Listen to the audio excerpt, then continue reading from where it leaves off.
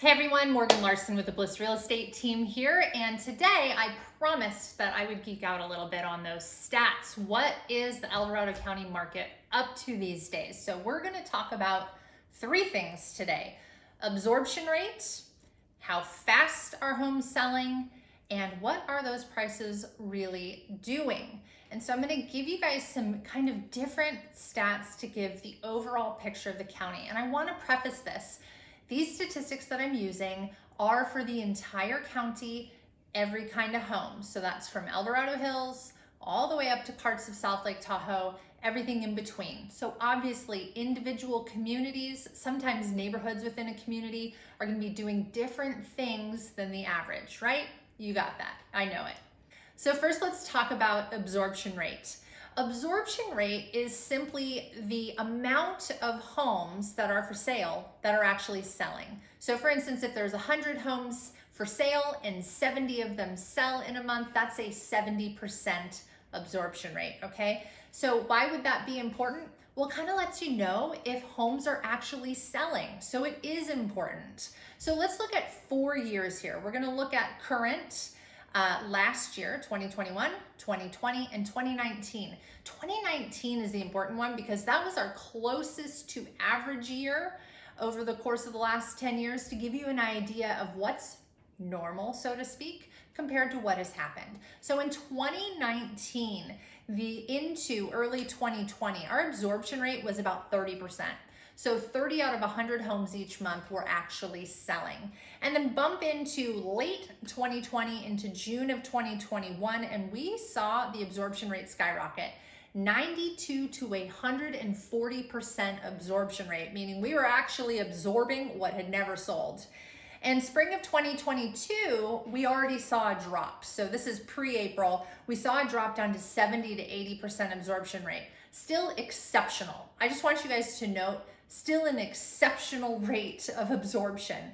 And currently we're at 41%. So we are still doing better than in 2019, but we're just not hitting those crazy numbers that we were the last couple years. So it does mean 100 homes for sale, 41% of them are selling. So that is good news for you. Actually, whether you're a buyer or a seller, it means we're coming to a little bit more of a normal, less urgent is probably a way to put it, market, which means it's a little more balanced. So along those same lines, people are always wondering, well, how fast are the homes selling? If 40% of them are selling each month, how fast are those ones going? So let's talk again. In 2019, into 2021, it was taking 45 to 65 days on average to sell a home.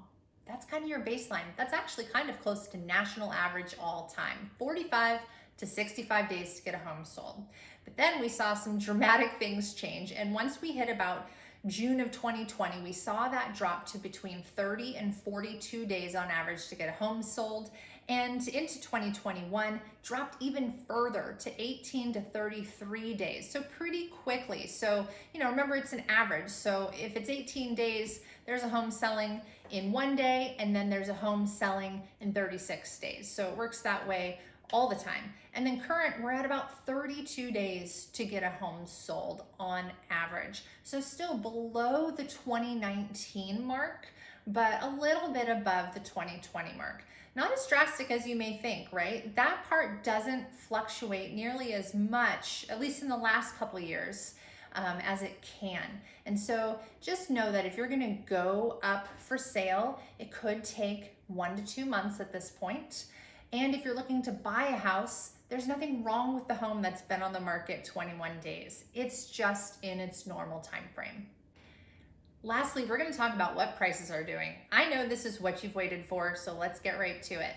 I'm going to talk median sold price this go around. So that means if we lined up all the homes that sold in a given month, we'd pick the one right in the middle and say, well, that one was X amount of dollars, okay? Gives you an idea which way we're leaning on things. So this isn't average price per square foot. Instead, this is what is the average house that is sold? Where are we lining up? And you can kind of see where things go.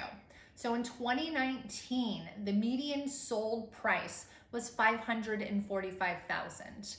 To note, I'm looking at August only from these years. So August 2019, 545,000 was the median house price sold in El Dorado County.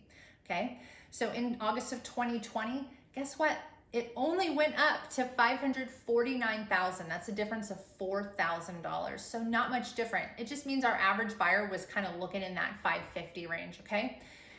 Here's where it got interesting. In August of 2021, our average sold price, or medium sold price, excuse me, was $659,000. It gained $110,000. Our average buyer was now looking for houses that were $100,000 more. It just shows you how much growth we had very quickly and what became the normal sold price in our area.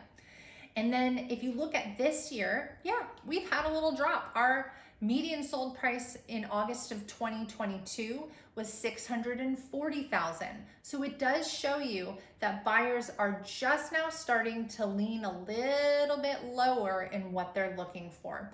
We have not had a drastic price change. In fact, if you look at average price per square foot, it has stayed exactly the same from August to August, but overall we have seen some growth this year. It's gonna take a little while to see what the long-term trend is. My guess is that we're gonna have a bit of a plateau for the next several months, and then it's hard to say what's gonna happen next spring. Really depends on these interest rates, of course. But if we don't see them go down a little bit, then we probably will see prices go down, kind of continue to go down a little bit. Is it going to be a crash? No signs say crash. Like I said, our absorption rate is still above normal. People are buying houses, okay? And our days on market, totally normal. When we start seeing really high days on market and we start seeing a really low absorption rate, it means people really aren't buying. But there are tons of buyers out there. You might be one of them, and it is a great market to buy in because historically the interest rates are still average. And in general, we're gonna have a little bit more negotiation power for the buyers. And if you're a seller who's looking to buy too, it gives you that opportunity as well. So don't look at these stats and get scared. Look at these stats and know the truth and what the story's telling, and I can help you tell that story to figure out how it works for you. So give me a call, reply to my email. I'd love to chat about your scenario and how this can work and how I can help. Talk to you soon. Bye-bye.